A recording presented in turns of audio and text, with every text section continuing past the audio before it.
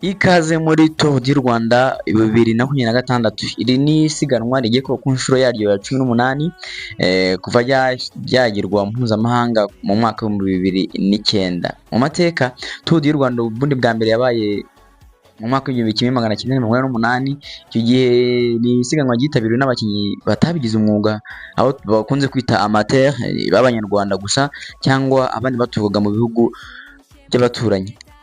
Muri 2009 rero Tour du Rwanda yaje kugirwa gushyirwa ku rwego mpuzamahanga n'ishyirahamwe y'umukino w'amagare ku isi UCI mu cyiciro cya kabiri, maze amakipe yo hanze nayo atangira kubasha kuryitabira.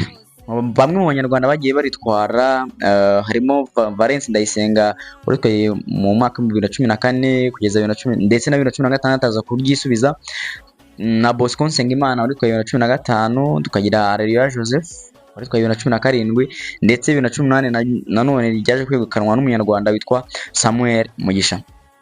Tour du Rwanda rero igiye kuba kuri no nshuro ya 18. Ni Tour du Rwanda igizwe n'ama etape cyangwa se uduce 8, ikaba iri buze gutangira kuri no munsi ku itariki 22 Gashyantare umwaka wa 2026, ikaba izasoza ku itariki ya mbere y'ukwa gatatu kuno mwaka turimo.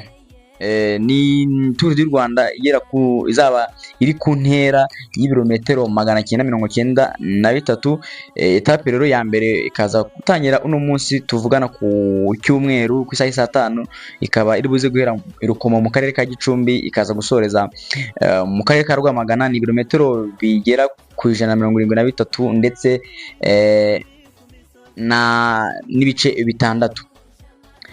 Umunyamabanga wa leta muri Minisiteri ya Siporo rero Rwego Ngarambe, ubwo bari bari mu gikorwa cyo kwerekana abakinnyi ndetse n'abaterankunga n'abafatanyabikorwa baba bari kumwe muri no Tour du Rwanda, yatangaje yuko amasomo u Rwanda rwigiye mu kwakira UCI yerutse kuba mu gihe gishize ariyo azaba ari afasha u Rwanda ndetse n'abanyarwanda mu kwakira ndetse no mu gutegura ino Tour du Rwanda 2026.